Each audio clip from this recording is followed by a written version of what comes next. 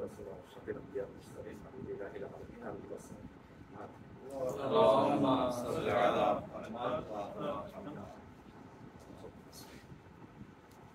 أعوذ بالله من الشيطان الرجيم بسم الله الرحمن الرحيم إنا أعطيناك التوراة فيها هدى ونور يحكم بها النبيين الذين أسلموا للذين هادوا والربانيين والأحبار بما استخرجوا من كتاب الله وكانوا عليه شهداء فلا تخشوا الناس واخشوني ولا تشتروا بآياتي ثمنا قليلا ومن لم يحكم بما أنزل الله فأولئك هم الكافرون صلى الله عليه وسلم.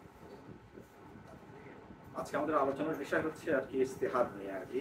তার আগে আমি কোরআনের কিছু আয়াতের উপর পয়েন্ট আউট করতে চাই যে প্রথমে বিষয় প্রশ্ন আসে যে আলেম বলে আসলে আদৌ কোনো শ্রেণী কোরআনে উল্লেখ আছে কিনা,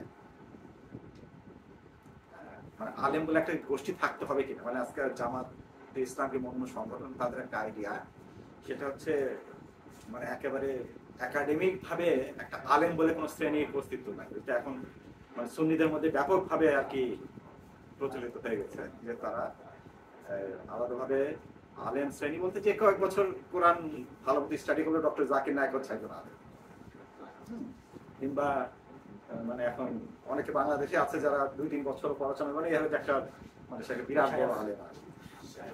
হ্যাঁ, এই যে আলেম হয়ে গেল আর কি, আলেম হয়ে যাওয়ার জন্য আসলে আল্লাহ প্রথমে আমরা দেখি যে আলেম হওয়ার জন্য আলেম বলে আলাদা একটা গোষ্ঠীর আল্লাহ ভেবেছেন কি ভাবেন নেই আর কি, মানে এই ধরনের আলাদা গোষ্ঠীকে আল্লাহ স্বীকৃতি দিয়েছেন কি না দেওয়ার। তো সেটার জন্য আয়াতটা প্রথমে পাঠ করেছি আর কি। এখানে আল্লাহ পাক যেটা বলছেন যে প্রথমে আল্লাহ বলছেন আমি তাওরাত অবতীর্ণ করেছি, সেটার মধ্যে হেদায়েত রয়েছে এবং আলো রয়েছে। তারপর বলছেন যে ইয়াহকুমু বিহান নাবিয়ুন, তাদের কি করতেন আল্লাহর নবীরা এটার মাধ্যমে কি করতেন বিচার করতেন, মানুষের বিচার করতেন। আল্লাযিনা আসলাম, তারা এই নবীরা কি জানেন আল্লাহর কাছে সম্পূর্ণরূপে আত্মসমর্পিত। লিল্লাযিনা হাদু, কাদের জন্য বিচার ফয়সালা করতেন এই নবীরা? বনী ইসরাইলের জন্য, ইহুদীদের জন্য। লিল্লাযিনা হাদু, হাদু মানে হচ্ছে ইহুদীদের জন্য আর কি। রাব্বানিউন ওয়াল আহবার, একদিকে প্রথমে নবীদের কথা বলছে, তা হচ্ছে এই বিচারটা আর কারা কারা করতো? রাব্বানিউন, আরেকটা গ্রুপ আছে রাব্বানিউন, একটা হচ্ছে আহবার। তাহলে 3টা গ্রুপ আমরা পেলাম। মানে আল্লাহ 3টা গ্রুপের কথা বলছেন যারা আল্লাহর কিতাব অনুযায়ী বিচার ফয়সালা করবে। তাদের প্রথম গ্রুপটা হচ্ছে স্বয়ং নবীরা, দ্বিতীয় গ্রুপটা হচ্ছে রাব্বানি, আর তৃতীয় গ্রুপটা হচ্ছে আহবার। আহবার এবারে থেকে আসছে মানে জ্ঞানী ব্যক্তিরা। আর রাব্বানি আসছে আল্লাহর সাথে সম্পর্কিত, যারা আল্লাহর মধ্যে নিবেদিত। কোনো কোনো মুফাসসির বিশেষ করে কি আল্লামা সামি আল বাদরি, ইরাকের একজন নাজাফের একজন বড় আলেম, তাওরাত এবং ইনজিলের উপর একজন এক্সপার্ট, মানে 10 খণ্ডের বই আছে তাওরাত এবং ইনজিলে আহলে বাইত কিভাবে এসেছে আর কি তাওরাত এবং সব নবীদের বিষয়ে উনি আলোচনা করেছেন ওই 10 খণ্ডের মধ্যে। তার মধ্যে উনি ওনার যে দৃষ্টিভঙ্গি, সেই দৃষ্টিভঙ্গিতে রাব্বানিউন হচ্ছে নবীদের ওয়াসিরা, মানে নবীদের স্থলাভিষিক্ত যেসব ওয়াসি বা প্রতিনিধি ছিলেন তারা হচ্ছেন আর কি রাব্বানি বলে তাদেরকে বোঝানো হয়েছে আর কি। আর আহবার হচ্ছে আলেম, মানে একটা থার্ড যে গ্রুপটা তারা হচ্ছেন আহবার আর কি। কেন তাদের এই আলাদা বিশেষত্ব কেন, এর পরের অংশে বলা হচ্ছে মাহতুফিজু মিন কিতাবিল্লাহ। এক হচ্ছে তারা এই গ্রন্থকে তারা কি করে হেফাজত করেছে। হেফাজতে 2টা অর্থ, একটা হচ্ছে কোরআন মুখস্থ করা একটা কথা, একটা হচ্ছে না সে হচ্ছে এটাকে আত্মস্থ করেছে, এটাকে সে খুবই ভালোভাবে এটাকে সে অধ্যয়ন করে এটা থেকে সে তার নিজের জ্ঞান এমন পর্যায়ে পৌঁছেছে এটাকে সংরক্ষণ করতে পারে, মানে এটাকে ডিফেন্ড করতে পারে। এটার যে এর মধ্যে যে বিধিবিধানগুলো আছে সে বিধিবিধান শুধু না, যে বিশ্বাস আছে সে বিশ্বাস, তারপরে বিধিবিধান প্লাস এর সাথে যে এথিক এবং মোরালস যেগুলো আছে সেগুলোকে সে ডিফেন্ড করতে পারে, ডিফেন্ড করার মতো তাদের ক্যাপাসিটি আছে আর কি। তারপরে আরেকটা বলছে কানু আলাইহি শুহাদা, এবং এটার উপর তারা সাক্ষী, মানে সাক্ষীর বিষয়টা আরো অগ্রসর একটা বিষয় আর কি। যে একটা হচ্ছে তারা এটাকে সংরক্ষণের জন্য তাদের জন্য পর্যাপ্ত জ্ঞান আছে, কিন্তু এটার বাইরে তারা হচ্ছে এটার উপর সাক্ষ্যদাতা, মানে এতটা বেশি তাদের এটার উপর দখল আছে যে তারা বলতে পারে যে এটা মানে কিসের জন্য, কোন বিধানের জন্য, কেন এই ইয়েটা এসছে আর কি। এইরকম তাদের যোগ্যতা আছে আর কি। এটা তাওরাতের ব্যাপারে বলছেন আল্লাহ পাক। তাওরাতকে এখানে উদাহরণ হিসেবে দিয়েছেন, কিন্তু এটাকে কোরআনের জন্য প্রযোজ্য না।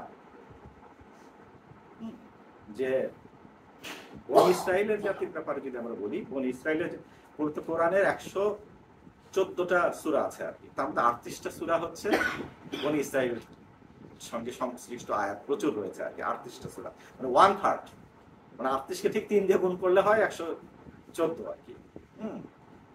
এই এতগুলো সূরা, একেবারে এতগুলো সূরা, অবশ্য 3/24, হ্যাঁ 114টাই তো হয়, মানে 38টা সূরা এসছে বনি ইসরাইল সম্পর্কে। কারণটা কি? আল্লাহ রাসূল বুখারী এবং মুসলিমের হাদিসে এসছে যে বনি ইসরাইল যেভাবে আগাবে আর কি, ওরা যদি সাপের গর্তে প্রবেশ করে, তোমরা কি করবে? সাপের গর্তে প্রবেশ করবে। মানে প্রতি বিঘতে বলছে কোথাও জেরা প্রতি হাতে হাতে তোমরা মানে রাসূলের উম্মত ইহুদি এবং খ্রিস্টানদের অনুসরণ করবে। আর সেটার মধ্যে বনি ইসরাইলের সঙ্গে সবচেয়ে বেশি এই ইয়েন্দি। আর সূরা মায়েদার মধ্যে এটা আনার আরো কতগুলো বিশেষত্ব আছে আর কি। সূরা মায়েদার উপরই একটু শুধু আলোকপাত করি যে সূরা মায়েদাতে যে প্রথম থেকে যে এসছে, প্রথম থেকে আমরা এই সূরাটাকে যদি দেখি, সূরাটা হচ্ছে মানে আমাদের আহলে বাইতের ধারা এটাকে বলা হয় যে বেলায়েতের সূরা আর কি। প্রথমেই শুরু হয়েছে যে ইয়া আইয়ুহাল্লাযিনা আমানু আউফু বিল উকুদ, তোমরা কি করো? তোমরা হচ্ছে তোমাদের চুক্তিগুলোকে, হ্যাঁ সেগুলোকে তোমরা প্রতিশ্রুতি পূরণ করো, চুক্তিগুলোকে তোমরা কখনো ভঙ্গ করো না, মানে চুক্তিগুলোর অনুযায়ী কাজ করো আর কি। এই যে প্রথম আয়াতে শুরু হয়েছে আর কি, এটা সব ধরনের চুক্তিকে শামিল করে, মানে আল্লাহর সাথে চুক্তি, আল্লাহ নবীর সাথে চুক্তি, আল্লাহ নবীর স্থলাভিষিক্তের সাথে চুক্তি, তারপরে আল্লাহর পক্ষ থেকে ইনডাইরেক্টলি মনোনীত কোনো যদি নেতা থাকেন তার সঙ্গে চুক্তি, আলেমদের সঙ্গে চুক্তি, পারিবারিক চুক্তি, সামাজিক চুক্তি, সব ধরনের চুক্তি এটার মধ্যে শামিল আর কি। এই সূরা এই সিকোয়েন্সে 3 নম্বর আয়াতে এসছে হচ্ছে বেলায়েত, মানে আল-ইয়াওমা আকমালতু লাকুম দীনাকুম, ওই আয়াতটা এসছে। তারপরে 55 নম্বর আয়াতে ওইখানে এসছে যে হযরত আলী আলাইহিস সালামের যে বেলায়েতে ইন্নামা ওয়ালিয়ুকুমুল্লাহ ওয়াল্লাযিনা আমানু, ওই মানে যে যোগ্য অবস্থায় যাকাত দেয়, ওই আয়াতটা এসছে। তারপরে ওর পরবর্তী 700 নম্বরে বাল্লিগ মা উনজিলা ইলাইকা মিন রাব্বিক, ওই আয়াতটা এসছে। এগুলো টোটাল সূরাটা। তারপর লাস্ট আসে মায়েদা। মায়েদা একটা ঐশী মায়েদা, যেটা হলো ঈসা আলাইহিস সালামের লাস্ট সাপার, যেটা আর কি সেই সাপারের যে তাকে দেওয়া হয়েছে সেটার ব্যাপারে আলোচনা আসছে আর কি। এগুলো সবগুলোই হচ্ছে আর কি বেলায়েতের সাথে সম্পর্কিত। এটা অন্যদিন একটা আলোচনার বিষয়। মূল এখানে যে আলোচনার বিষয় সেটা হচ্ছে যে এই সূরারই একটা অংশে মানে 3টা গ্রুপের বিষয় এসছে, এই মানে এটার কন্টিনিউশনে সেখানে 3 ধরনের লোকদের কথা বলা হচ্ছে। আমরা দেখি অন্য আয়াতেও দেখি যে বনি ইসরাইলের ব্যাপারে ওখানে এসছে যে মা কান আলী বাশারেন, মানে ইহুদিদের সমালোচনা এবং খ্রিস্টানদের সমালোচনা এসছে সূরা আলে ইমরানের 80 নম্বর আয়াত। কোনো মানুষের পক্ষে এটা সম্ভব না যে আল্লাহ তার পক্ষে কি করবেন, তাদেরকে গ্রন্থ দেবেন, হুকম এবং বিধিবিধান দেবেন, বা নবুয়াত এবং নবুয়াত দেবেন। তারপরে কি সুম্মা ইয়াকুলু লিন-নাস কুনু ইবাদান লি মিন দুনিল্লাহ, তোমরা আল্লাহকে ছেড়ে আমার দাস হয়ে যাও। এটা কখনো তারা বলতে পারে না আর কি। কোনো নবী এবং নবীর পক্ষে মানে কোনো ওয়াসি তার পক্ষে এটা সম্ভব না আর কি। সুম্মা ইয়াকুলু লিন-নাস কুনু ইবাদান লি ওয়ালাকিন কুনু রাব্বানিন, তারা কি বলবে? তারা বলবে যে তোমরা আল্লাহওয়ালা হয়ে যাও। আল্লাহওয়ালা হয়, এটা হচ্ছে তাই বিমা কুনতুম তুআল্লিমুনাল কিতাব ওয়া বিমা কুনতুম তাদরুসুন। এখানে 2টা জিনিস উল্লেখ করা হয়েছে যে একটা দল তারা আছে কিসের জন্য। এটা আসলে মূলত কাদের ব্যাপারে হচ্ছে এই আলোচনাটা, এখানে সাধারণ সব বনি ইসরায়েলের লোকজনকে নিয়ে না। এখানে যে বিষয়টা বলা হচ্ছে এদের এই 2টা বৈশিষ্ট্য এখান থেকে বোঝা যায় যে এখানে হচ্ছে ওদের আলেমদের ব্যাপারে বলা হচ্ছে যে বিমা কুনতুম তুআল্লিমুনাল কিতাব, কি করো তোমরা আল্লাহর কিতাবকে শিক্ষা দেয় মানুষকে। এটা হচ্ছে তোমাদের প্রথম বৈশিষ্ট্য। বিমা কুনতুম তাদরুসুন, হ্যাঁ, এবং তোমরা এটাকে দারাসা, আরবিতে দারাসা শব্দের অর্থ হচ্ছে আর কি ছিঁড়ে যাওয়া।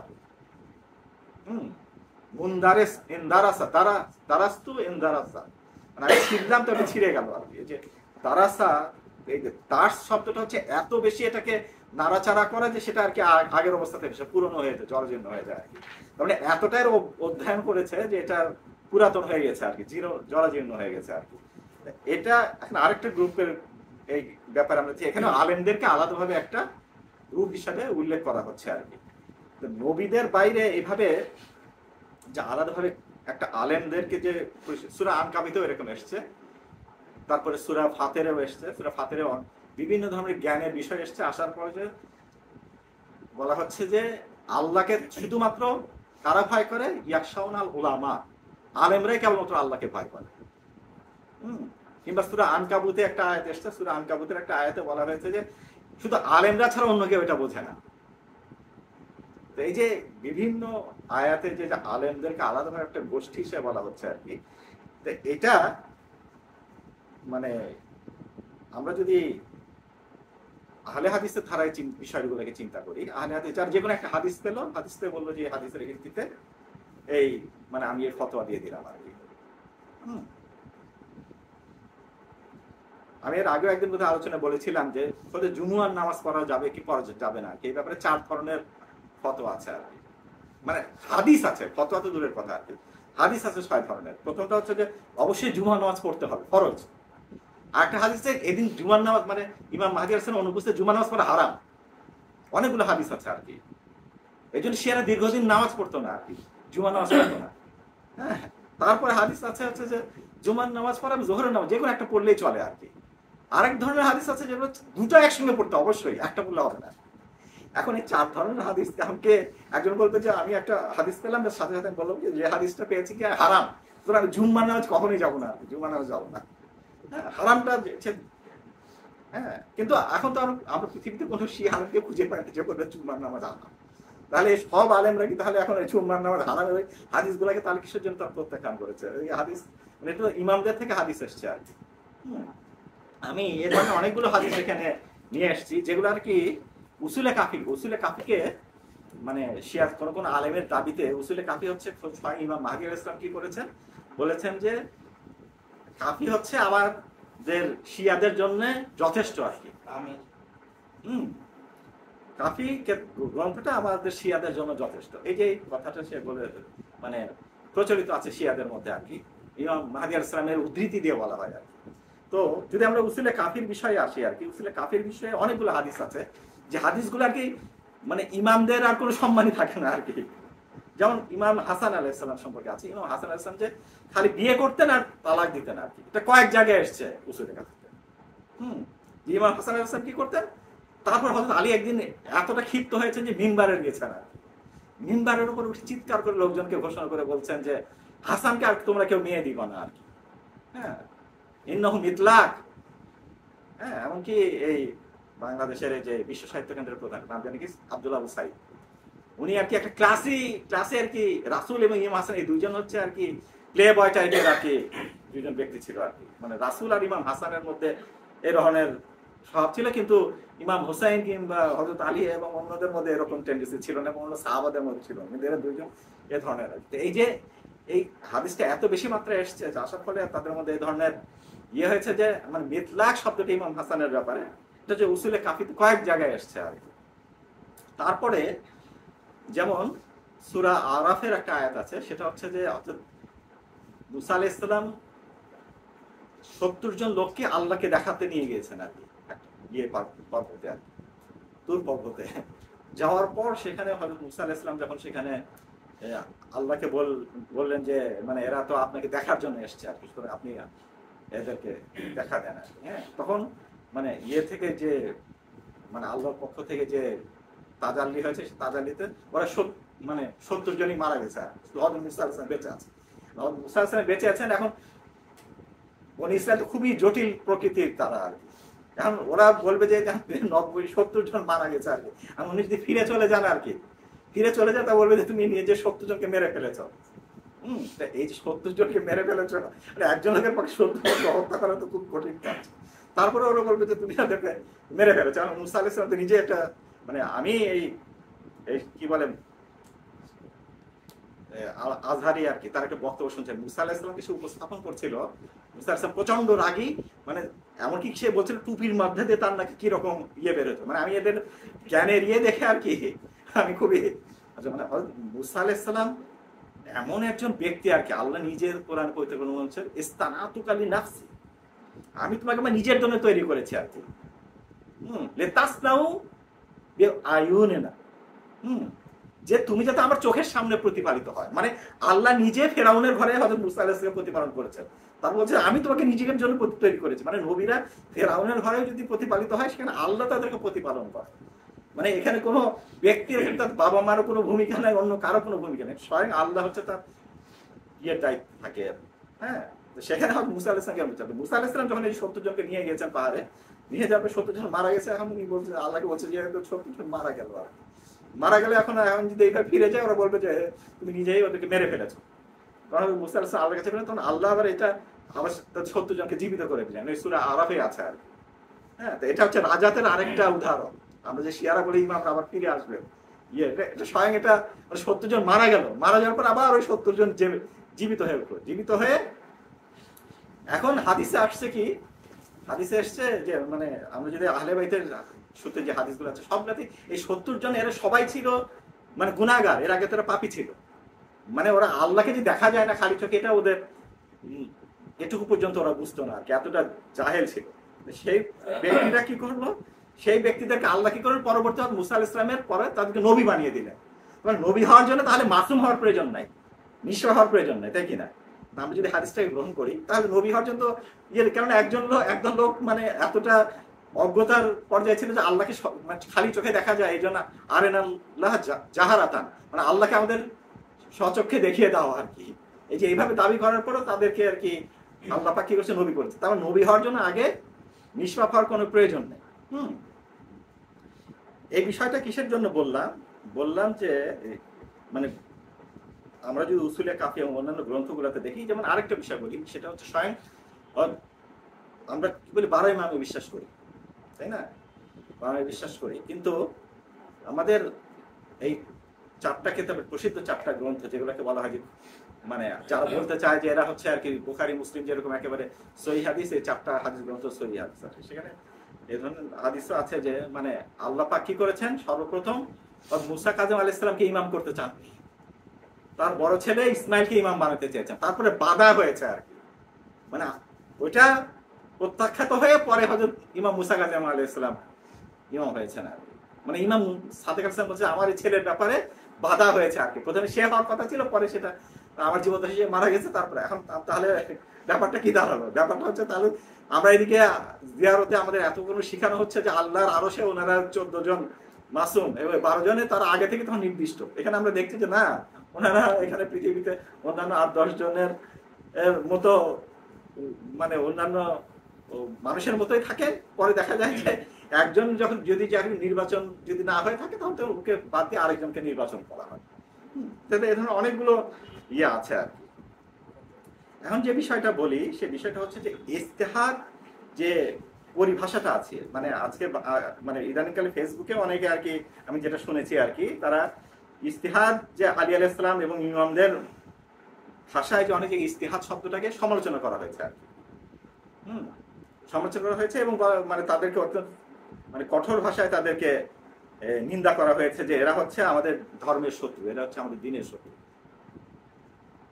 কিন্তু ওই হাদিসগুলাকে নিয়ে আমাদের আলোচনা করতে হবে, হাদিসগুলাকে আসলে কোন প্রেক্ষাপটে ইয়ে হয়েছে আর কি। আর সুন্নিদের কাছে ইজতিহাদের শব্দের অর্থ কি, শিয়াদের কাছে ইজতিহাদ শব্দের অর্থটা কি? সুন্নিদের কাছে ইজতিহাদ শব্দের অর্থ কি কেউ জানা আছে?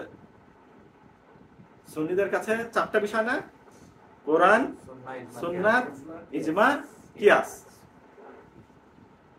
কোরআন সুন্নাত এই দুইটা কেন বলে যে কোরআন এবং সুন্নাত, এই দুইটাতে যখন কোনো কিছু না পাওয়া যাবে তখন আমাদের কি করতে হবে, যেতে হবে ইজমা, আলেমরা সবাই মিলে যে সিদ্ধান্তে পৌঁছবে সেটাতে যেতে হবে আর কি। তারপরে তারা যদি সেটা যদি কোনো মানে ইজমায় যদি পৌঁছায় সম্ভব, কোনো জায়গায় একজন আলেম আছে, যেমন মুআয ইবনে জাবালের উদ্ধৃতি দিয়ে, মুআয ইবনে জাবালের উদ্ধৃতি দিয়ে বলা হয় সে ইয়েমেনে যাওয়ার সময় নাকি রাসূল তাকে এই ধরনের একটা কথা বলেছেন আর কি, যে তুমি যদি কোন বিষয় কোরআন এবং হাদিসের সমাধান না পাও তাহলে তুমি কি করবে, তোমার নিজের ইয়ে মতো কিয়াস করবে আর কি। কিয়াস মানে তুলনা করা, কোন একটা বিষয়কে তুলনা করে আরেকটা বিষয়কে ইয়ে করা। এবং ওর কোরআনের থেকে ওরা দলিল নিয়ে আসে কি আল্লাহ কি করেছেন মুসা আলাইহিস সালামের সঙ্গে কি আদম আলাইহিস সালাম ঈসা আলাইহিস সালামের তুলনা করেছেন। সুতরাং এটা হচ্ছে প্রমাণ যে আল্লাহ কিয়াস করেছেন। হ্যাঁ, এই যে কিয়াসের পক্ষে দলিল আর কি এটা। এটা আলোচনা যাবে, কিয়াসের আলোচনা করতে চাই না, এটা মানে বিধিবিধানের বিষয়টা হচ্ছে আর কি লেজিসলেটিভ যে কোনো বিষয় আছে সেই বিষয়গুলো হচ্ছে মানে আল্লাহর মাসলেহাত এবং মাফসাদা, মানে কোনো কল্যাণ কিংবা অকল্যাণ চিন্তা করে সেটার বেসিসে আল্লাহ পাক কোনো ইয়ে করে, এবং এটা আল্লাহ ছাড়া কেউ জানে না আর কি। কোন জিনিসটা পেছনে কল্যাণ আছে, কোন জিনিসটার পেছনে আমাদের অকল্যাণ রয়েছে এবং আমাদের অধপতন রয়েছে, সেটা আল্লাহ জানেন বলে আল্লাহ সেটার ভিত্তিতে কোনো বিধিবিধান প্রণয়ন করেন আর কি। এবং এইটা আমাদের এই মানে সুন্নিদের মধ্যে প্রচলিত আছে। সুন্নিটা যেটা মানে ওরা বলে দুইটা ধারা আছে আর কি ওদের মধ্যে বলে, ওরা যেটা বলে যে মুখতিয়া একটা আরেকটা হচ্ছে আরেকটা গ্রুপ আছে আর কি। মুখতিয়া যারা বলে যে মানে ওদের যে প্রসিদ্ধ দুই মানে কেউ যদি ইস্তেহাদ করে তার জন্য কি, সে যদি সঠিক সিদ্ধান্তে পৌঁছে তার জন্য 2টা সওয়াব, আর যদি ভুল করে ফেলে তাহলে তার জন্য হচ্ছে 1টা সওয়াব আর কি। কিন্তু সে যেহেতু প্রচেষ্টা চালিয়েছে আর কি, এই জন্য তার জন্য 1টা সওয়াব। আমাদের মধ্যে আছে, সেটাই বলছে ইস্তেহাদের সংজ্ঞার ক্ষেত্রে পার্থক্য বলছে। যে বললেন 4টা জিনিস, এজমা এবং কিয়াস, ওদের এরপরে ওরা আরো অনেক কিছু বের করেছে আর কি। এরপরে ইস্তিহসান আরেকটা আছে আর কি, ইস্তিহসান। হ্যাঁ, মানে কেউ যদি মানে তার কাছে যেটা ভালো লাগে, খোদে মুস্তাহিদ যে তার কাছে যেটা ভালো লাগে সেটা হচ্ছে ইস্তিহসান। তো ইস্তিহসান ছাড়া তারপরে আছে সাদ্দে জারায়া। সাদ্দে জারায়া হচ্ছে আর কি কোনো মন্দ কাজ থেকে ফিরিয়ে রাখার জন্য, বাধা দেওয়ার জন্য তার আগের স্টেপে সেটাকে বন্ধ করে দেওয়া আর কি। এই ধরনের অনেক মানে পরবর্তী শাখা প্রশাখা অনেক কিছু আহলে সুন্নাতের মধ্যে বের হয়েছে আর কি। তা আমাদের কাছে কি এগুলোর কোনো ভিত্তি আছে? আমাদের কাছে ওদের সেন্সে যে ইস্তিহাদ সেটা হচ্ছে কোনটার সাথে সম্পর্কিত, কিয়াসের সাথে সম্পর্কিত, ইস্তিহসানের সাথে সম্পর্কিত, হ্যাঁ এগুলোর সাথে সম্পর্কিত। কিন্তু আমাদের সঙ্গে আমাদের ইস্তিহাদ কি এটার সাথে সম্পর্কিত? কেন সম্পর্কিত না? আমাদের ইস্তিহাদের পার্থক্যটা কি আর কি? আমাদের ইস্তিহাদ বলতে আমাদের না, ওটা তো আমার পক্ষে জানা সম্ভব না একজন আলেমের পক্ষে। হ্যাঁ, মানে এই ক্ষেত্রে হচ্ছে যে আমাদের দৃষ্টিতে এজমাও কোনো ভ্যালিডিটি নাই, কিয়াসেরও কোনো ভ্যালিডিটি নাই, ইস্তিহসানের কোনোটারই কোনো ভ্যালিডিটি নাই। এগুলো কোনোটারই আমাদের কাছে কোনো ভ্যালিডিটি নাই।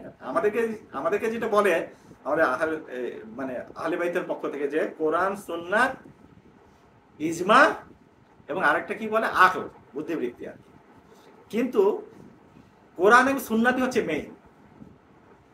এজমা যেটা বলা হয়, এজমা শুধুমাত্র আমাদের এই বর্তমান সময়ের আলেমরা কয়েকজন বসে সিদ্ধান্ত সেটা না, একেবারে ইমাম মাহদী আলাইহিস সালামের গায়বাতের সময় মানে গায়বাতের সোগরা এবং ঠিক তার পরবর্তীতে 100 বছর সেই সময় যেসব আলেমরা আছে, সে আলেমরা যদি কোনো বিষয়ে ঐকমত্য করে, সে ঐকমত্য থেকে আমরা কি বুঝবো যে ওনাদের হাতে রেওয়ায়েতটা ছিল। কিন্তু আমাদের শিয়াদের উপরে এত আক্রমণ হয়েছে, এত আমাদের হাদিস গ্রন্থ পড়ানো হয়েছে, এত কিছু পড়েছে, কারণ আমাদের ইমামদের থেকে নিষিদ্ধ ছিল যে নিজের থেকে কোনো কিছু ফতোয়া দেওয়া যাবে না আর কি, যা কিছু কোরআন এবং সুন্নাহ থেকে দিতে হবে। মানে হয় রাসূলের কোরআন থেকে আয়াতের ভিত্তিতে দিতে হবে, না হলে স্বয়ং রাসূল আকরাম সাল্লাল্লাহু আলাইহি ওয়া সাল্লাম এবং আহলে বাইতের সরাসরি কোনো হাদিস থেকে দিতে হবে। এটা হচ্ছে আমাদের দুইটা হচ্ছে মেইন সোর্স।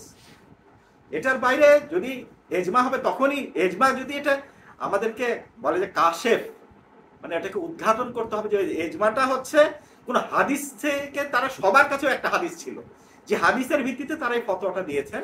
কিন্তু এখন যেহেতু ওই হাদিসটা আমাদের হাতে নেই, সুতরাং কিন্তু ওনাদের যে পরস্পরের যে ঐকমত্য ইজমা সেটা আমাদের কাছে এখন পৌঁছেছে। আমরা সেটা থেকে বুঝে নেব যে ওনারা নিজেরা যেতে নিশ্চিত যে আমরা কোনো অবস্থাতে কোরআন এবং ইমামদের হাদিসের বাইরে কখনো ফতোয়া দেব না।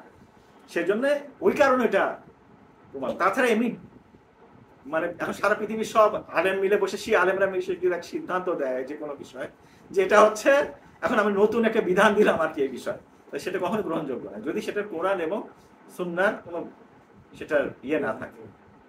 আর যে কিয়াসের কথা, কিয়াসের ব্যাপারটা তো আদৌ আমাদের ক্ষেত্রে গ্রহণযোগ্য না, যেহেতু কিয়াস হচ্ছে সম্পূর্ণ ব্যক্তিমত, এটার সাথে সাথে কোনো সম্পর্ক নেই। বরং আমাদের শিয়াদের ইমামরা যে বারবার এই কথা বলেছেন, হযরত আলী আলাইহিস সালামের থেকে কেন এর হাদিস এসেছে, মানে সাহাবারা সবাই, মানে আজকে আমি নাহজুল বালাগা নিয়ে আসেনি, নাহজুল বালাগা নিয়ে আসলে সেখানে আমি দেখা যায় 210 নম্বর খুতবা যদি কেউ পড়ে আর কি, সাহাবারা 4 ধরনের ছিলেন হযরত আলী আলাইহিস সালাম এখানে বলেছেন আর কি। একদল হচ্ছে মুনাফিক, যারা রাসূলের নামে মিথ্যা আরোপ করত এবং এক্ষেত্রে কোনো ভয়ভীতি করত। আরেক দল সাহাবা ছিলেন যারা কি রকম ছিল, যারা আর কি মানে রাসূলকে ভালোবাসতো, করত, কিন্তু তারা একসময় দেখেছে রাসূলের সংস্পর্শ তারা পেয়েছে, আরেক সময় ছিল না। একটা হাদিসে এসেছে রাসূল বলেছেন কিংবা কোন একটা আয়াতের ব্যাখ্যা বলেছেন, পরবর্তীতে ওইটা নাস্ক হয়ে গেছে, মানে রহিত হয়ে গেছে, রাসূল অন্য কিছু বলেছেন কিন্তু সে পরেরটা জানে না, সে আগেরটাই ধরে বসে আছে আর কি। হ্যাঁ, এই ধরনের 3 ধরনের। আরেকজন হচ্ছে মানে সে ভুল, স্বয়ং রাসূলের কথাটাই সে বুঝে নেয় আর কি, এভাবে সে। আর চতুর্থ শ্রেণী যেটা উনি বলেছেন হযরত আলী আলাইহিস সালাম, যে হচ্ছে পূর্ণ দখল আছে রাসূলের কোরআনের পুরো জ্ঞান, তারপরে হচ্ছে হাদিসের পুরো জ্ঞান রাসূল থেকে করবে, সেটা হযরত আলী আলাইহিস সালাম, অন্য কেউই না। এমনকি সালমান ফার্সি অন্যদের কথা আমরা বলবো, একমাত্র আমিরুল মুমিনিন আলী আলাইহিস সালাম, যিনি রাসূলের থেকে এইভাবে সম্পূর্ণরূপে কোরআনের জ্ঞান এবং যত ধরনের খুঁটিনাটি বিষয় আছে সেগুলোর জ্ঞান তিনি অর্জন করেছেন। আর এক্ষেত্রে আমাদের তাহলে মূল সোর্স হচ্ছে কোরআন এবং ইমামদের হাদিস, এর বাইরে অন্য কোনো কিছুকে, যেহেতু হাদিসের সাকালান থেকে ওটা আমরা বুঝতে পারি। হাদিস সাকালান কি বলা হয়েছে? কিতাবুল্লাহ ওয়া ইতরাতি, মানে আল্লাহর কিতাব এবং আমার নবীর মানে কি বলে নবীর আহলে বাইতের কথা যেটা বলা হয়েছে, যে এই দুইটা হচ্ছে আমাদের মূল সোর্স অফ ইয়ে। তাহলে আমাদের ইস্তেহাদের সংজ্ঞাটা হবে কি? আমাদের ইস্তেহাদের সংজ্ঞা হচ্ছে ইমাম সাদিক আলাইহিস সালাম বলেছেন, সাদিক বলেছেন আলাইনা ইলকাউল উসুল ওয়া আলাইকুম আত-তাফরিক, আমাদের দায়িত্ব কি মৌলনীতিগুলো বলে দেয়া, আর তোমাদের দায়িত্ব কি, মানে আলেমদের কোন বলছেন তোমাদের দায়িত্ব কি, তোমাদের দায়িত্ব হচ্ছে তোমরা এখান থেকে বিধিবিধানগুলো বের করে নিয়ে আসবা আর কি। মানে ওই মৌলনীতি যেগুলো দেওয়া হয়েছে আর কি, সে মৌলনীতির ভিত্তিতে বিধিবিধান বের করতে হবে আর কি। যেমন একটা উদাহরণ দেই আর কি, যেমন বলা হয়েছে যে এটাকে ইস্তিসহাব বলা হয় আর কি উসুলের ভাষায়, আয়াতুল্লাহ জাবাদিয়ার ভাষায় 5 বছর এটার উপর পড়াশোনা করা উচিত আর ইস্তিসহাব। শুধু একটা সেন্টেন্স ইমাম সাদিক আলাইহিস সালাম থেকে, কি ইমাম সাদিক আলাইহিস সালাম বলেছেন যে লা তানকুযুল ইয়াকিন বিশাক, কখনো সন্দেহ, হ্যাঁ আমার যে আগের ইয়াকিন আছে সেই ইয়াকিনকে কখনো নষ্ট করতে পারে না। ওদের এই সেন্টেন্সটা দেখে মনে হচ্ছে খুবই একটা সাধারণ সেন্টেন্স, আর 5 বছর দার্সে খারেজে শুধুমাত্র এই একটা সেন্টেন্সের উপর পড়ানো হয়। এই জন্য আয়াতুল জাবাদে আমি বলে যে যদি এইটার উপর আপনি 5 বছর পরে, তাহলে কোরআনের যেগুলো সাইন্টিফিক যেসব আয়াত আছে সেগুলোর ব্যাপারে তো আমাদের ওই একই কাজ করা উচিত ছিল আমাদের। কোরআনের যদি পলিটিক্যাল সায়েন্সের ব্যাপারে কোনো আয়াত থাকে, ইকোনমিক্সের ব্যাপারে কোনো আয়াত, সেই আয়াতের ব্যাপারে তো আমাদের ওই রকম ভাবে 5 বছর কেন 10 বছর 20 বছর ওটা নিয়ে অ্যানালিসিস করা প্রয়োজন ছিল, যে এই আয়াত থেকে আসলে আমরা কি বুঝি। কিন্তু আমরা শুধুমাত্র আর কি ফিকহ আর উসুল, এটা হচ্ছে আমাদের গত 1200 বছরে বিকশিত হয়েছে আর কি। তাও বিকশিত হলে এখন ব্যাংকিং সিস্টেমের ব্যাপারে যদি আমাদের প্রশ্ন করা হয়, সেক্ষেত্রে দেখা যায় অনেক সমস্যা আমরা সম্মুখীন হই আর কি। এই বর্তমানে ব্যাংকিং সিস্টেম, যারা সারা পৃথিবীতে যে ব্যাংকিং সিস্টেমগুলো আছে, সব দেশের ব্যাংকিং সিস্টেমগুলো নিজেরা দাবি করছে যে আমরা হচ্ছে আর কি সবচেয়ে সঠিক ব্যাংকিং সিস্টেম আর কি, ইসলামী ব্যাংকিং সিস্টেম যেটা বলে আর কি, সেটা হচ্ছে আমরা নিজেরাই উদ্ঘাটন করেছি আর। তাহলে আমরা যে জিনিসটা বুঝলাম সেটা হচ্ছে যে ইজতিহাদ আহলে সুন্নাতের মধ্যে যে অর্থে, আমাদের শিয়াদের মধ্যে এখানে কোনো ব্যক্তিমতের কোনো ব্যাপার নেই। এখানে টোটাল বিষয়টা হচ্ছে কোরআন এবং সুন্নাহ থেকে বোঝার ক্ষেত্রে, এবং সেখান থেকে কিভাবে মৌলনীতিগুলো থেকে যখন আর কি আমরা বের করে বিধিবিধানে আসবো। যেমন বললাম যে 4 ধরনের জুমার নামে 4 ধরনের রিওয়ায়াত আসছে আর কি। এগুলো কতগুলো হয়তো এমন হতে পারে যে কতগুলো হচ্ছে পরিবেশ পরিস্থিতি হয়েছে, কতগুলো হচ্ছে তাকিয়ার কারণে। তাকিয়ার কারণে কি? তাকিয়া মানে আহলে সুন্নাতের থেকে এই যেহেতু ইমামদের শাগরেদদের মধ্যে, ছাত্রদের মধ্যে প্রচুর দেখা যায় আহলে সুন্নাতের আসতো, এবং সেই সাথে সাথে বনি উমাইয়ার, বনি আব্বাসের যারা গুপ্তচর, তারাও এসে ইমামদের অনুষ্ঠানে এখানে উপস্থিত থাকতো। সেই কারণে তারা যখন কোনো প্রশ্ন করত, তখন ইমাম দেখা যেত যে তাদের উপস্থিতিতে তাদের মতো করে উত্তর দিতেন আর কি। এখন এটা যখন আমাদের কাছে এসছে, তখন আমরা এটা এ ধরনের, মানে আমি একটা উদাহরণ দিই আর কি, মানে এই উদাহরণ দিয়ে বোঝালে জিনিসটা বোঝা যাবে আর কি। পবিত্র কোরআনের একটা আছে যে ইদ্দাত, মেয়েরা যখন আর কি হাজবেন্ড থেকে ডিভোর্স হয়ে যায়, হ্যাঁ, তাহলে সেক্ষেত্রে হবে 3টা, আরবিতে আছে সালাসাতা কুরু, সালাসা কুরু, 3টা কুর বলা হয়েছে। 3টা কুর, কুর শব্দের 2টা অর্থ আছে, একটা হচ্ছে পবিত্রতা, একটা অপবিত্রতা। একই শব্দের 2টা সম্পূর্ণ বিপরীত শব্দ আর কি। মানে যখন এটা হবে যে একটা মেয়ে 3 বার পবিত্র হতে হবে, তখন টাইম লিমিটটা আলাদা হবে। আর যদি 3 বার অপবিত্র হলেই টাইম লিমিটটা সম্পূর্ণ আলাদা হবে আর কি। এখন 20টা ইয়ে আসছে আর কি, সহিহ হাদিস এসছে আমাদের ইমামদের থেকে যে এটা হচ্ছে অপবিত্রতা, হচ্ছে এটার অর্থ অপবিত্রতা, আয়াতের এক অংশ। আবার 6টা হাদিস এসছে, 6টা হাদিসে বলা হয়েছে যে এটার অর্থ হচ্ছে পবিত্রতা। এখন এটা কোনটা গ্রহণ করবো আমরা? দুইটাই সহিহ হাদিস আর কি। এটাও 20টা হাদিস এসছে, সংখ্যা, এখন যদি বলে সংখ্যার ভিত্তিতে গ্রহণ করবো। হ্যাঁ, এটা 20টা হাদিস সহিহ হাদিস, সুতরাং এটাই তো বেশিরভাগ ইমামের থেকে আসছে আর কি। এবং অধিকাংশ আলেম এই অনুযায়ী ফতোয়া দিয়েছেন। এই কি বলে, অধিকাংশ আলেম এটাকে 20টা বাদ দিয়েছেন আর ওই 6টা ধরেছেন পবিত্রতা। কিসের জন্য করেছেন এটা?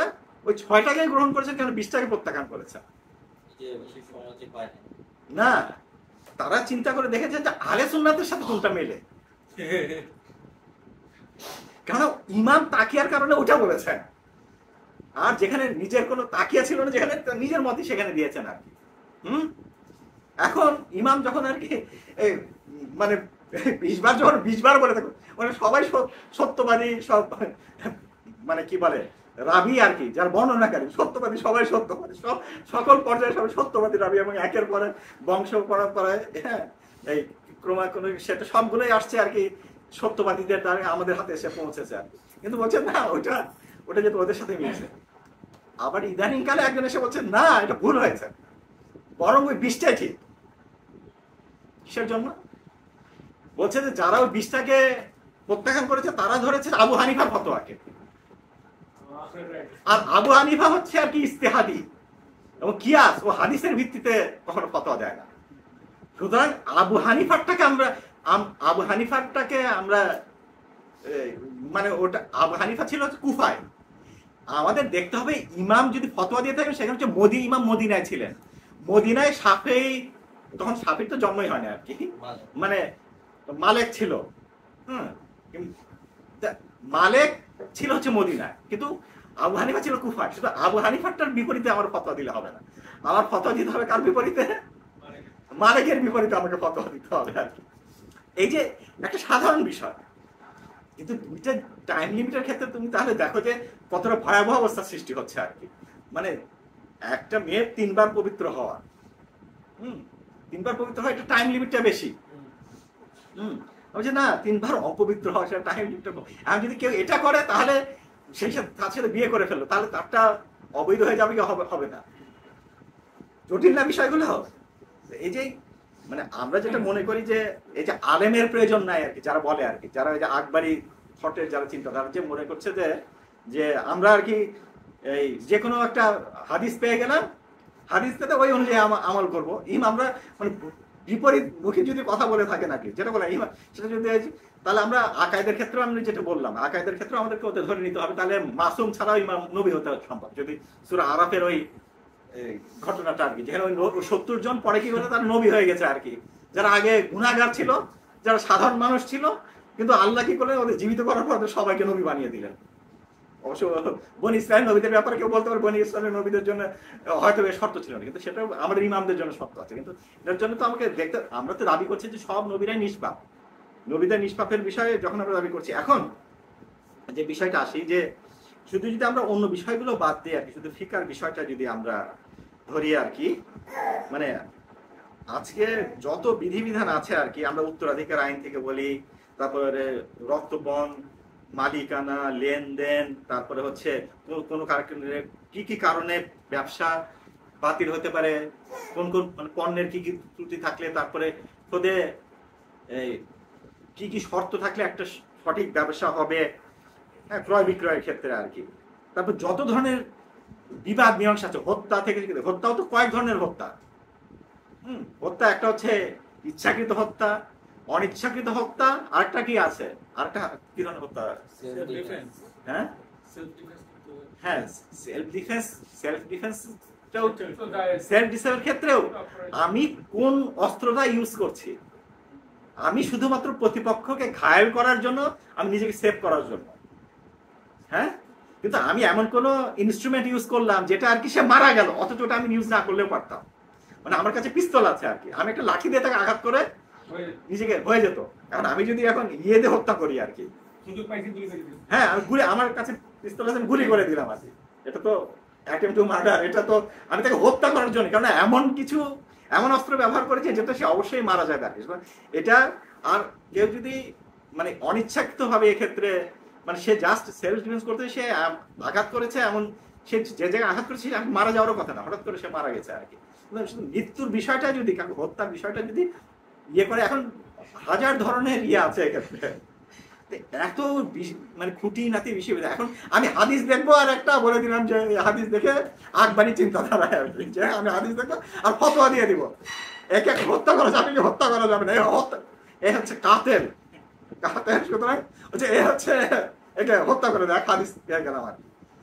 তারপর প্রত্যেকটা বিধিবিধানের ক্ষেত্রে মানে ব্যভিচারের ক্ষেত্রে যেগুলো শাস্তি আছে, তারপরে হচ্ছে হোমোসেক্সুয়ালের যে ইয়ে প্রত্যেকটা ক্ষেত্রে আমরা প্রত্যেকটা হাদিসের ক্ষেত্রে দেখবো অনেক ধরনের বৈপরীত্য আছে আর কি। অনেক হাদিসের মধ্যে অনেক ধরনের ইয়ে আছে, যে এত সব হাদিস আমি যে কোনো একটা হাদিস বের করে ধরে বলে দিলাম যে এটা হয়ে গেল আর কি। আমি একটা হাদিসের কথা বলি আর কি।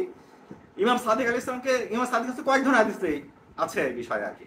বলেছে একজন আগে শিয়া ছিল না, সুন্নি ছিল, পরে শিয়া হয়েছে আর কি।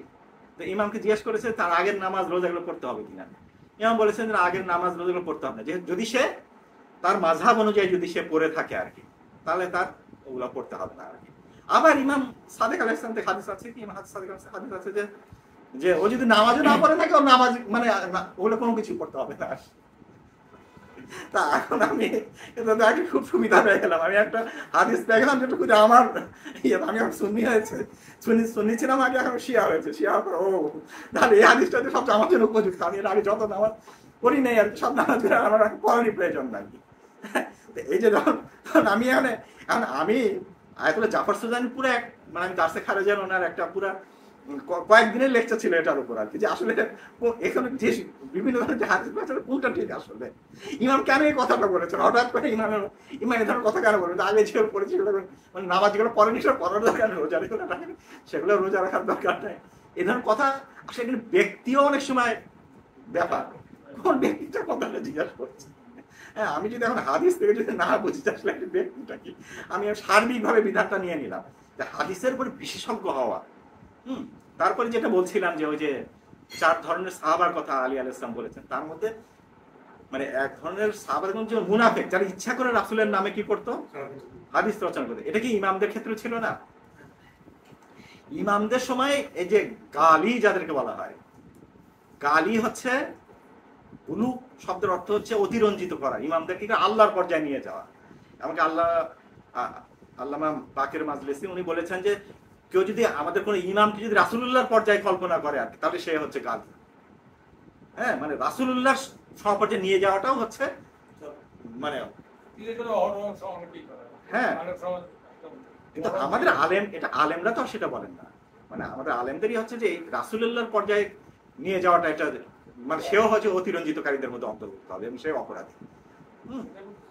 এখন এই যে গালির মানে প্রচুর ইমামদের সময় প্রচুর লোক ছিল যারা ইমামদের সঙ্গে নিজেদেরকে সম্পৃক্ত করতে এবং দাবি করতো যে ইমামই হচ্ছেন আল্লাহ।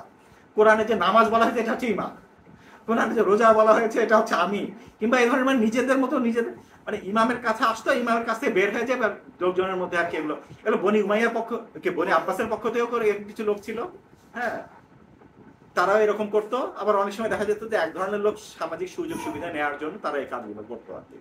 ইমামরা কোনো কোনো গালিদেরকে নিজেরা ইমামরা নির্দেশ হত্যা করাতেন, বলতে ওকে হত্যা করো আর কি, এবং নির্দেশ দিতেন ওকে হত্যা করো। এই যে এই ধরনের লোক যে প্রচুর ছিল, এই ধরনের গালি যারা আর কি ইমামদের ব্যাপারে অতিরঞ্জিত কথাবার্তা, ইমামদেরকে আল্লাহর পর্যায়ে নিয়ে মানে আল্লাহ রাব বলা, আল্লাহ খালেক বলা, ইমামকে ইয়ে হিসাবে মানে আল্লাহর যেটা একমাত্র আল্লাহর জন্য নির্দিষ্ট যে কি বলে নাম এবং আল্লাহর যে গুণাবলী সেগুলোকে তাদের উপর আরোপ করা, যে এই কাজগুলো যারা করতো আর কি, এগুলোকে হচ্ছে ইমামরা সবসময় এটা ইয়ে করতেন। এখন এই গালিদের মাধ্যমে প্রচুর এরকম হাদিস চলে আসছে আমাদের। এই ক্ষেত্রে যদি কোনো বিশেষজ্ঞ আলেম না থাকে যে রিজালের উপর, যিনি জানেন যে কে সত্যবাদী কে মিথ্যাবাদী কে ইয়ে, আহলে সুন্নাতের মতো তো আমাদের না, আমাদের আহলে সুন্নাতের মতো না যে সাহাবারা সবাই আদেল, সবাই ন্যায়পরায়ণ, যে কোনো সাহাবা থেকে যে কোনো হাদিস ছিল সেটা আমাদের গ্রহণ করে নিতে হবে আর কি। এই জন্য যেখানে সমকামিতার জন্য পবিত্র কোরআনে আল্লাহ জাতিকে ধ্বংস করে দিয়েছেন, লূত জাতিকে, সেখানে মানে আমি জাকির নায়কের হাতে শুনেছি বুখারীর হাদিসে উদ্ধৃতি দিয়ে বলতে যে মানে তাকে 10টা বেত্রাঘাত করে ছেড়ে দিলে হয়ে যাবে আর কি। সমকামিতাকে মানে ওরা যে কোনো একটা মানে এগুলো হচ্ছে মানে ওই হাদিস আহলে হাদিসের যে ইয়ে আর কি, যে কোনো হাদিস পেলে আমি সেটার ভিত্তিতে আমি ফতোয়া দিয়ে দেবো আর কি। এই যে হাদিসের যে কোনো হাদিস পেয়ে সে হাদিসের ভিত্তিতে আমি ফতোয়া দিয়ে দিব, এইটা হচ্ছে আমাদের শিয়াদের মধ্যে ইমাম খোমেনি রহমতুল্লাহ শুধু একটা উদাহরণ দিই। ইমাম খোমেনি রহমতুল্লাহ প্রচুর ইয়েতে লেখা আছে যে সতর্কতামূলক ওয়াজিব এটা, সতর্কতামূলক মুস্তাহাব এটা। এই যে ইমাম খোমেনি রহমতুল্লাহ উনি এত বড় আলেম, উনি সতর্কতা বারবার বলতে যাচ্ছে কিছু। কারণ আমি যখন কোনো আল্লাহ কোনো কিছু হালাল বলতে চাই কিংবা কোনো কিছু হারাম বলতে চাই, হালাল হারাম বলার জন্য আমাকে কি করতে হবে, আমার জানতে হবে যে এটা আসলে হালাল কিংবা এটা আসলে হারাম কিনা। যদি আমি কোনো বিষয়কে হালাল বললাম অথচ সেটা হারাম, অথবা কোনো বিষয় হারাম বললাম অথচ সেটা হালাল, তাহলে এটা আল্লাহর উপর মিথ্যা আরোপ করলাম। মানে আমি সূরা নাহলের একটা আয়াতের কথা বলি, সূরা নাহলে আর কি সবাই একবার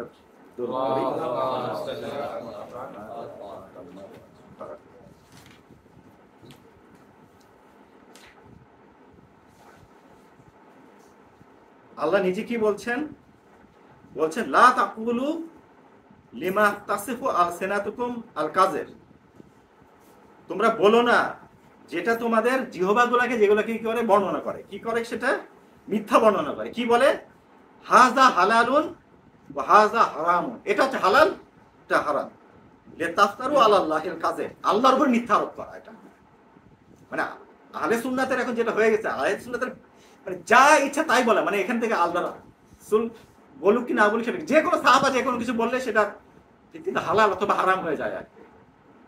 এখানে আল্লাহ বলছেন যে মানে যদি কেউ এভাবে নিজের মুখের দিয়ে যা ইচ্ছে তাই আসলো আর বলে দিল যে এটা হালাল এটা হচ্ছে হারাম, এটা হালাল এটা হারাম আর কি। আমাদের শিয়াদের মধ্যে অনেক ভাই এরকম কিন্তু করেছেন আর কি, যে এই ওটা হচ্ছে হালাল, এটা হচ্ছে সুন্নি গাছ, ওটা হচ্ছে শিয়া গাছ, ওই গাছের ফল খাওয়া, ওই গাছের এটা খাওয়া যাবে না, ওই গাছের এই যে মানে আমাদের শিয়াদের মধ্যে অনেক ভাইরা এই ধরনের ফতোয়া দিয়ে আছেন। যেমন কচু গাছ হচ্ছে সুন্নি গাছ, কারণ ওটার মূল ইয়ে না, গভীরে না। শিয়া গাছ হলে সেটার মূল অনেক গভীরে আর কি। এই যে শিয়া গাছ সুন্নি গাছ, তো এটা যখন মানে আমাদের সমাজে যখন চলে আসছে, আল্লাহ বলছেন যে এটা হালাল, তাহলে এটা আল্লাহর উপর মিথ্যা আরোপ করা আর কি। তারপর আল্লাহ বলছেন যে ইন্নাল্লাযিনা ইয়াফতারুন আলাল্লাহিল কাযিব, যে কেউ আল্লাহর উপর মিথ্যা আরোপ করে লা ইউফলিহু। তারপর বলছেন মাতাউন কালিল ওয়া লাহুম আযাবুন আলীম, তার জন্য অত্যন্ত মর্মন্তুদ শাস্তি রয়েছে আর কি, তার জন্য কষ্টদায়ক শাস্তি রয়েছে আর কি, যে নিজের থেকে এবার ফতোয়া দেয়। এই জন্য ইস্তেহাদকে আমাদের ইমামরা যখনই বলেন যে হারাম, সেই ইস্তেহাদ হচ্ছে ওই ইস্তেহাদ যে ইস্তেহাদ আল্লাহর কোরআন এবং রাসূলের সুন্নাত এবং আহলে বাইতের ইমামদের হাদিসের ভিত্তিতে যদি ফতোয়া না দেওয়া হয় আর কি। যদি নিজের থেকে যদি ব্যক্তি নিজের পছন্দ মতো করে, সেটাই এখন একদল আকবারি করে আমাদের শিয়া মুস্তাহিদদের ব্যাপারে ইয়ে করে। এখন ওকেই প্রশ্ন করতে হয়, যেটা আমি বললাম যে এখন সালাসাতা কুরু, ওই যেটা বললাম যে একদিকে পবিত্রতা একটা হচ্ছে অপবিত্রতা, দুইটা অর্থ আরবিতে, এবং সুন্নিদের মধ্যে ওটা নিয়ে বিরাট দ্বন্দ্ব। মানে মালিকিরা বলছে যে কি বলে এই পবিত্রতা, আর ইয়েরা বলছে, আবু হানিফা বলছেন যে অপবিত্রতা। হ্যাঁ, মালিক আর আবু হানিফার মধ্যে এক্ষেত্রে পার্থক্য আছে। যে কোনো একটা ঠিক, দুইটাই তো আর ঠিক হতে পারে না, দুইটাই তো আর মানে আল্লাহর পক্ষ থেকে দুইটাই আসা কখনোই সম্ভব না। এই জন্য যে আমাদের আলেমরা যেটা সবসময় খেয়াল রাখে, ইমাম খোমেনির কথা বলছিলাম যে ইমাম খোমেনি যে সবচেয়ে সতর্কতার বিষয়টা যিনি এনেছেন, এটা এক অন্যতম কারণ হচ্ছে যে উনি নিশ্চিত সিদ্ধান্তে পৌঁছতে পারেননি যেটা আসলেই এটা ফরজ কি ফরজ না, এটা কি আসলেই মুস্তাহাব কি মুস্তাহাব না, এটা আসলেই হারাম কি হারাম না। এই যে যখন উনি বলছেন তখন সতর্কতা অবলম্বন করেছেন, মানে আল্লাহর উপর আরোপ করার থেকে বেঁচে থাকার জন্য। এটা হচ্ছে আমাদের শিয়া আলেমদের বৈশিষ্ট্য, যে কোনো কিছু আল্লাহর উপর একেবারে আরোপ করা, মানে হালাল হারামের বিষয়ে আল্লাহর উপর যাতে আমরা আরোপিত না হয়ে যায় আর কি, আল্লাহকে উপর যাতে মিথ্যা আরোপ না করে ফেলি আর কি। এই যে এটা হচ্ছে আমাদের এই আলেমদের ইয়ে। তারপরে হচ্ছে যে বিষয়টা সব লাস্টের বিষয়টা যেটা বলি আর কি, যে আলেমদের যে বিষয়টা বললাম আর কি, বর্তমানে যেটা মার্জাদের ব্যাপার থেকে যেটা সবার সমাজের যে এই মার্জারা হচ্ছে আর কি নিজেরা আইন প্রণয়ক হিসেবে হয়েছে আর কি, তারা আবির্ভূত হয়েছে আর কি। মানে এই জন্য তারা এখন এই যে আহলে বাইতকেও মানে না, তারা এখন কোরআনকেও মানে না, অন্য কিছু। এরা হচ্ছে আর কি নিজেরাই হচ্ছে সব সমাজের কর্তৃত্ব নেওয়ার জন্য এই বিষয়টাকে তারা আর কি নিজেদের হস্তগত করেছে আর কি। এখন প্রশ্ন হচ্ছে যে পবিত্র কোরআনে এত বেশি, যেমন বলি যে সুদের কারবারের নিষেধ করা হয়েছে আর সুদ। এখন যে কোনো শিয়াকে যদি বলা হয় যে সাধারণ শিয়াকে হাদিসগুলো সব দিয়ে দেওয়া হলো আর কি, উসুলে কাফিতে 17,000 হাদিস আছে। বিহারুল আনোয়ার যদি বিহারুল আনোয়ার 110 খন্ড, ওখানে যে কতগুলো হাদিস আছে এটা মানে বলা মুশকিল আর কি। তো এই যে ইস্তেফসার, তারপরে হচ্ছে মাল্লা ইয়াজুরুল ফাকি, এগুলো 4টা যে প্রসিদ্ধ যে গ্রন্থগুলো আছে আর কি, আমাদের হাদিস গ্রন্থ আর কি, ওই 4টা গ্রন্থে মানে আমরা যারা আগে যারা ছিলেন আলেমরা আর কি, ওনার নিজেরাই হচ্ছে এক একজন পণ্ডিত ছিলেন। মানে ওনাদের আগের টিচার ছিল, তার উপর টিচার ছিল, তার উপর টিচার, মানে ওনারা আমাদের মতো সাধারণ, মানে এখনকার যে আকবরী যেমন বর্তমানে যেটা বলা হচ্ছে, যারা আর কি নিজেরা যে কোনো হাদিস দেখলো সাথে সাথে সেটা অনুসরণ করবে, কিন্তু ওনারা নিজেরা ওনারা কিন্তু সেরকম ছিলেন না। ওনারা নিজেরাই হচ্ছে আর কি এক একজন বিশেষজ্ঞ ছিলেন। ওনারা নিজেরা এক একজন, ওনার মানদণ্ড ছিল। যখন হাদিসের মধ্যে বই পড়িতে দেখা যেত ওনারা নিজেরা এটা সমাধান করতে পারতেন। ওনাদের এই যোগ্যতা ছিল। এই যোগ্যতা কোথায় অর্জন করছেন ওনার? আমাদের ইয়ের কথাই বলি আর কি, শেখ তুসির টিচার হচ্ছে আর কি সাইয়েদ মুর্তজার, এবং সাইয়েদ মুর্তজার টিচার হচ্ছে শেখ মুফিদের টিচার হচ্ছে কুলাবে। কামিলুল জিয়ারাত, মানে একটা ইমাম হোসেন আল ইসলামের জিয়ারতের উপর বই আছে, কামিলুল জিয়ারাত। কুলাবের টিচার এরকম শেখ সাদুক। এরকম আমাদের সবগুলো যদি এগুলো সিলসিলা এবং ধারাবাহিকতা, সবগুলো হচ্ছে ইমামদের শিষ্যের, মানে শিষ্য থেকে শিষ্য, শিষ্য থেকে শিষ্য। এমন না যে এটা কোনো চেন ব্রেক হয়েছে আর কি। আহলে সুন্নাতে তো 100 বছর হাদিস লেখা নিষিদ্ধ ছিল, রাসূলের মৃত্যু থেকে শুরু করে 99 হিজরি পর্যন্ত, অ্যাটলিস্ট কেউ বলেছে 100 হিজরি পর্যন্ত। মানে তারপরেও যে স্বয়ং যে ওমর ইবনে আব্দুল আজিজ যখন নাকি ঘোষণা দিল, সে আহলে বাইতের হাদিসগুলোকে সম্পূর্ণ নিষিদ্ধ। সে বলেছে শুধুমাত্র মানে আবু বকর, ওমর এবং ওসমানের ফজিলতে যেগুলো আছে অন্যান্য সাহাবাদের, সেগুলোকে শুধু সংকলন করার জন্য সে নির্দেশ দিয়েছেন। আহলে বাইতের যাতে কোনো হাদিসই যাতে সেখানে সংকলিত না হয়। আহলে সুন্নাতের তো এ ধরনের একটা গ্যাপ হয়েছে, কিন্তু শিয়াদের ক্ষেত্রে আহলে সুন্নাত আরেকটি, আহলে সুন্নাতের হাদিসগুলোর মধ্যে বৈপরীত্যটা কি? রাসূল একদিকে বলছেন যে আমি কখনো রাগের মাথায় কথা বলি, কখনো আর কি অত্যন্ত আনন্দিত হয়ে কথা বলি, সুতরাং আমার থেকে যা শুনো লিখে রেখো না। এটা এক ধরনের হাদিস। আরেক ধরনের হাদিস আছে যে মানে আমি সবসময় আল্লাহর পক্ষ থেকে কথা বলি, সুতরাং তোমরা অবশ্যই লিখবা। এই যে 2 ধরনের হাদিসের মধ্যে যে বৈপরীত্য, একদিকে রাসূল বলছেন যে লিখবা না, আরেক বলছে লিখবো। এরকম আহলে সুন্নাতের প্রত্যেকটা বিষয় এরকম। একমাত্র আমাদের শিয়াদের যে টোটাল মানে যেটা একটা বলা যে সুন্দরভাবে সাজানো একটা বিশ্বাস, যেটার মধ্যে সব কিছুর বিষয় তার এক্সাক্ট জায়গায় স্থান দেওয়া যায়। আর কোরআনের ওই 12 খলিফার কি বলে, হাদিসের ওই 12 খলিফার বিষয়টাকে আমাদের শিয়া মাযহাবে ব্যাখ্যা করা সম্ভব। তারপরে হচ্ছে যে যুগের ইমাম ছাড়া করা, সেটাও আমাদের শিয়া মাযহাবের মধ্যে সম্ভব। আমাদের যতগুলো আহলে সুন্নাতের অসংলগ্নতা আছে, অসামঞ্জস্য, সবগুলো আমাদের শিয়া মাযহাবের মধ্যে, সেগুলো সুন্দর সুশৃঙ্খল ভাবে সেগুলোকে বিন্যস্ত একটা কমপ্লিট একটা কাঠামোর মধ্যে সেটা আছে আর কি, একটা ফাউন্ডেশনের উপর। কিন্তু আহলে সুন্নাতের কিন্তু এই ধরনের নাই আর কি। এই জন্য আহলে সুন্নাতের সব দিক থেকেই হচ্ছে আর কি ওদের মানে লক্ষ লক্ষ ওদের আলেম তৈরি হওয়া সম্ভব আর কি। আমাদের মার্জা কয়জন থাকে?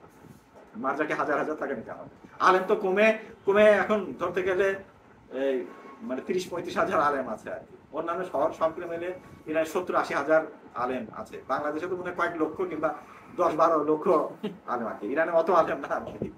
ইরানে এই যে এই 70-80 হাজার যে আলেম আছে, এদের মধ্যে মুস্তাহিদ আলেম কয়জন?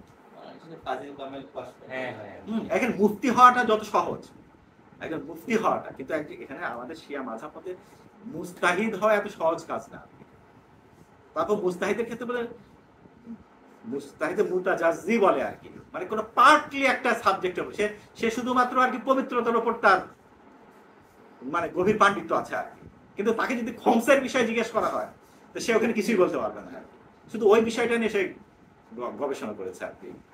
প্রত্যেকটা বিষয় আলাদা আলাদা। আসলে তো এখন আমরা এত ডাইভার্সিফাইড এডুকেশনের ক্ষেত্রে যে এখন এতগুলো, আগের মতো যে মানে বাংলাদেশে এখনো জামাতের মতো অনেক সংগঠন অনেকে বলে যে একটাই শিক্ষা ব্যবস্থা থাকা উচিত আর কি, হ্যাঁ মানে ইসলামী এবং কি বলে আধুনিক শিক্ষা সব একটা, আগে যেরকম ছিল আর কি, হ্যাঁ ইবনে সিনা যেরকম পড়ছে ওরকম আমাদের পড়তে হবে, ওটা তো আসলে সম্ভব। প্রত্যেকেরই মানে এত বেশি এখন ব্যাপক হয়ে গেছে, ভাস্ট হয়ে গেছে প্রত্যেকটা সাবজেক্ট, যেটা আমাদের এই বিধিবিধানের ক্ষেত্রেও, ফিকহের ক্ষেত্রে, সেক্ষেত্রে ল অ্যান্ড জুরিসপ্রুডেন্স যাকে বলা হয়, ল অ্যান্ড জুরিসপ্রুডেন্স এখন লক্ষ লক্ষ শাখা পড়ে। এখন মানে আমাকে ক্রিপ্টো কারেন্সির ব্যাপারে আমাকে এখন মত দিতে হবে, আমাকে এখন মানে এই যে ব্যাংকিং ব্যবস্থা আছে, যে এই ব্যাংকিং ব্যবস্থাগুলোর ক্ষেত্রে মানে আমাদের ইরানের ইসলাম বিপ্লবের একটা সফলতা কি, ইরান ইসলামের একটা সফলতা হচ্ছে যে আগে মার্জাদের চিন্তা কি ছিল, একটা সেকুলার সমাজে, একটা লিবারেল সমাজে কিংবা একটা নাস্তিক সমাজে একজন মুসলমান কিভাবে তার ব্যক্তিগত বিধিবিধানকে পালন করবে, এটা তো ছিল। কিন্তু ইসলামী বিপ্লব যেটা করেছে সেটা হচ্ছে যে ইসলামী বিপ্লব বলছে যে এটা তো আমি নাস্তিক ব্যবস্থাকে মেনে নিব, লিবারেল ব্যবস্থাকে মেনে নিব, সেকুলার ব্যবস্থাকে মেনে নিব, ওই ব্যবস্থার অধীনে আমি কি করে ব্যক্তিগতভাবে কোনো রকমে আর কি আমার মানে জীবন আর কি, সেখানে আমি মানে সব নাজাসাত বলে অপবিত্রতার মধ্যে কতটুকু আমি নিজেকে পবিত্র রাখতে পারবো আর কি। এটা কি ইমাম মাহদী আলাইহিস কাঙ্ক্ষিত, নাকি কোরআনের যে আয়াত আছে সুদ নিষিদ্ধ, এটা শুধু আর নামাজ পড়তে হবে, নামাজ পড়ার বিষয়টা ইমাম যখন গায়েব অবস্থায় আছেন সেই সময় আমাকে নামাজ পড়তে হবে, কিন্তু সুদ থেকে আমার বাঁচার আর ওই সময় আমার কোনো প্রয়োজন নাই আর। ব্যাপারটা কি এরকম? ইরানের ইসলামী বিপ্লবের প্রয়োজন আসলে একটা ইসলামী দেশের প্রয়োজনটা কিসের জন্য? আমাকে প্রত্যেক যতগুলো বিধিবিধান আছে, যতগুলো হালালের বিধিবিধান আছে, যতগুলো হারামের বিধিবিধান আছে, সবগুলোকে আমাকে সমাজে ইমপ্লিমেন্ট না হওয়া পর্যন্ত আমি একটি ইসলামী জীবনযাপনই করতে পারবো। বরং আমি বলবো যে নাজিসের মধ্যে অপবিত্রতার মধ্যে আমি কতটুকু আর কি ইসলাম ব্যক্তিগতভাবে কতটুকু চর্চা করতে পারি আর কি, এটা কখনোই ইসলামের কাঙ্ক্ষিত মাত্রা না। এখন আকবরী চিন্তাধারা যারা লালন পালন করে, তারা হচ্ছে ইমামে জামান আসা পর্যন্ত আমরা বসে বসে অপবিত্রতার মধ্যে সবাই নিমজ্জিত থাকি আর কি। শুধু আমাদের নামাজ, রোজা, হজ, যাকাত আর হোম সেটা দিয়ে দিলে হবে, তারপরে আমাদের ব্যাংকিং ব্যবস্থা যাতে ওই সুদের কারবার করতে, ব্যাংকিং তো একটা সেক্টর, কিন্তু এর ব্যবসা বাণিজ্যের ক্ষেত্রে আমি একজন লেনদেনের ক্ষেত্রে আমার কোন জায়গায় হচ্ছে সেটাও তো আমি জানি না আর কি। মানে আমি একটা ছোট্ট উদাহরণ দিই, মানে আমি যদি আমার একজন জেলেকে যদি আমি দেই, জাল দিয়ে বলি যে তুমি মাছ ধরো, মাছ ধরো, অর্ধেক মাছ তোমার অর্ধেক মাছ আমার, এটা কি হালাল না হারাম?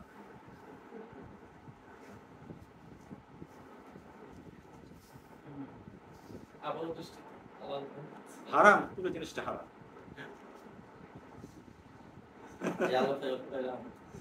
হ্যাঁ, আমি শুধু জাল দিয়ে আমি তার কাছে পুরো আমাকে ওর সাথে পুঁজি বিনিময় করতে হবে, ওর সাথে পুঁজি বিনিময় না করি, শুধুমাত্র জাল দিয়ে বলি যে অর্ধেক মাছ তোমার অর্ধেক মাছ আমার, হ্যাঁ হবে না,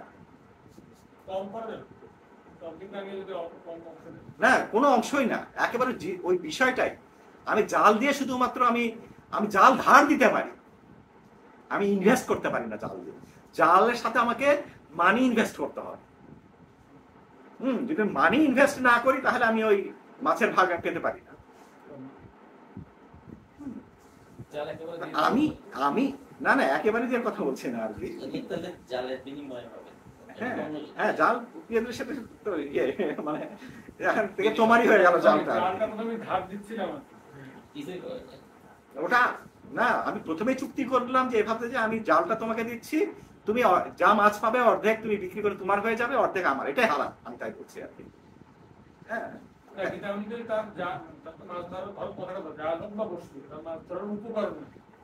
আমি তো জালটা কিনে এনেই ইনভেস্ট করছি, তাকে জালটা দিচ্ছি, আমি যদি কিনে নিয়ে এসে তাকে জালটা দেই এবং সেটা যদি মাছ ধরে এবং আমি জালটা ফেরত না নিই, সেক্ষেত্রে কি জিনিসটা হারামের মতো? আমি জাল ফেরত নেবো না, মানে আমি আর কখনোই নেবো না আর কি, ওইটাই আমার ইনভেস্টমেন্ট। হ্যাঁ না সেটা ভিন্ন কথা, কিন্তু জালটা আমার, জালটাই আমার, মানে জালটা সবসময় তুমি ধরবা, প্রত্যেকবার মাছ ধরবা, প্রত্যেকবার অর্ধেক আমাকে দিয়ে যাবা আর কি। হ্যাঁ, কিন্তু এটা তো হচ্ছে যে মানে পুরা দামে আমি জিনিসটাকে তাকে দিয়ে দিলাম। হ্যাঁ, বিনিময় কোথাও সম্ভবত বিনিময় মূল্য আগে নির্ধারণ করতে হয়, এরকম একটা হ্যাঁ মানে এগুলো খুব জটিল, মানে এগুলো জিনিসগুলো এত সহজ না যে আমি শুধু এরকম একটা সামান্য জিনিসের ক্ষেত্রে এরকম হালাল হারামের ব্যাপার আছে আর কি। সেখানে যদি ব্যাংকিং সিস্টেম বলে অন্যান্য সেটা তো আরো বেশি জটিল আর কি, অনেক বেশি জটিল। এই যে প্রচলিত যে ব্যাংকিং সিস্টেম, এই সিস্টেমটা তো মানে ইসলামের হিসাবে কোনোভাবেই ইয়ে হইতে পারে না। যেমন আপনার কাছ থেকে মূলধন নিবে 100 টাকা নিল, ও অটোমেটিক্যালি 90 টাকা ধরেই নেয় যে 90 টাকায় ওর মূলধন ক্রিয়েট হয়েছে, ও 90 টাকা আরেকজনকে লোন দিতে পারে। সো শূন্য থেকে সে 90 টাকা বানায় না, প্রথমে তো ব্যাংক তো এমনকি ব্যাংক এটা করতে পারে, ব্যাংক কোনো পুঁজি বিনিয়োগ করবে না, সব কাস্টমারদের টাকা দিয়ে সে ব্যাংক শুরু করতে পারে। এক্ষেত্রে তো মানে আরো ভয়াবহ অবস্থা, মানে তার কোনো পুঁজি নাই, সে টোটাল এটা হচ্ছে একজনের সবার টাকা সবাই নিয়ে তোমাদের টাকাতে আমি ব্যাংক করছি। এই ধরনের মানে এই বিষয়গুলো আসলে খুবই জটিল আর কি। মানে আমরা এখন যে পদে পদে যে আমরা হারামের মধ্যে নিমজ্জিত, আমরা মানে আমরা সমাজকে সংস্কার করতে চাই, কিন্তু সমাজকে সংস্কার করা এত সহজ কাজ না তো। মানে ইরানের ইসলামী বিপ্লবের কথা বলি, ইরানের ইসলামী বিপ্লব ইমাম খোমেনি রহমতুল্লাহ যেটা করতে পেরেছেন সেটা হচ্ছে যে মানে স্বয়ং রাজনৈতিক একটা প্ল্যাটফর্ম যেটার ইয়েতে সব একটা পুরো জাতিকে উনি সংঘবদ্ধ করেছেন একটা আইডিওলজির আন্ডারে। সব জনগণ ওই আইডিওলজির আন্ডারে এখন আস্তে আস্তে তার স্টেপ বাই স্টেপ। আসলে তো আমরা যদি মার্ক্সবাদ বলি কিংবা মানে ওয়েস্টের যতগুলো অর্থনৈতিক চিন্তাধারা যেগুলো তৈরি হয়েছে আর কি, অর্থনৈতিক চিন্তাধারা সবগুলো 300-400 বছরে এসে এই অবস্থায় তৈরি হয়েছে আর কি। মানে একদিনে তৈরি হয়নি, কিন্তু একদিনে তৈরি হয় না। মানে আজ থেকে 100 বছর আগেও এই পর্যায়ে ছিল না যে পর্যায়ে এখন আছে। আর এমনকি যে মালিকানা যে একটা ভার্চুয়াল একটা জিনিস, মানে কোম্পানি তো আসলে তো নাই, মানুষ কোম্পানির যে মালিকানা হইতে পারে এটা নিয়েও ওদের মধ্যে অনেকদিন ধরে হয়েছে। এখন তো কোম্পানি মালিকানা মানে একটা কোম্পানি একটা কিছু মালিক হইতে পারে, কোনো মানুষ না, কিন্তু মানুষগুলা সব মরে গেছে, কোম্পানি এই জমের মালিক, এই ধারণাটা তো ওরা সৃষ্টি করছে। তারপর যে টাকার যে বিষয়টা, শেখ হাসিনা লাস্টের দিকে কত হাজার কোটি টাকা ছাপাই দিল, মানে মানে এটা কিভাবে যায়, সবার টাকা কমাই দিচ্ছে। সবগুলোই আর কি মানে ফ্লোটিং জিনিস আর কি। এগুলো তো আসলে ইকোনমিক জিনিসটা হচ্ছে সবচেয়ে জটিল।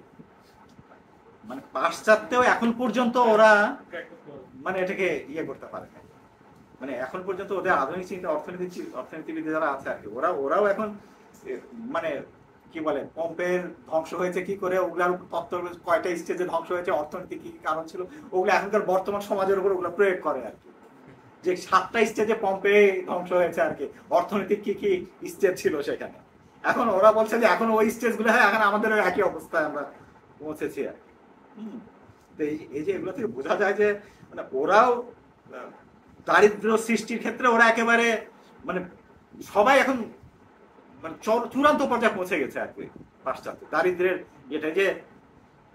যেটা আর কি ওই মার্ক্সবাদের যেটা বলে আর কি, যে ইয়ে আর কি শ্রেণী বৈষম্য, শ্রেণী বৈষম্যর মাত্রা এখন মানে ওই যে সার্ক্লাস থিওরি বাদ দিলাম আর কি, মার্ক্স যেটা বলছে ওগুলো তো অতিক্রম করে অনেক বেশি উপরে উঠে গেছে, তাও হচ্ছে রেভলিউশন হচ্ছে না আর কি। রেভলিউশন তো হচ্ছে না, মানে মার্ক্সের তত্ত্ব অনুযায়ী কয়েকবার ক্যাপিটালিজমের পতন হয়ে যাওয়ার কথা ছিল, কিন্তু তাও হচ্ছে না। মানে এত জটিল একটা বিষয় যে মানে এত সহজে এতে উত্তর পাওয়া সম্ভব না। এইরকম একটা সমাজে মানে আরো জটিল হচ্ছে, সারা দিন আরো জটিল হচ্ছে আর কি।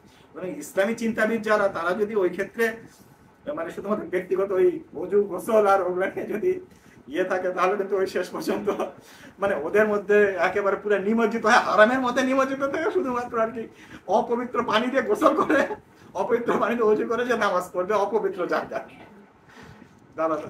ব্যবস্থাটা দাঁড়াবে যেতে হয়। আচ্ছা ঠিক আছে, ইনশাআল্লাহ আমাদের সবাইকে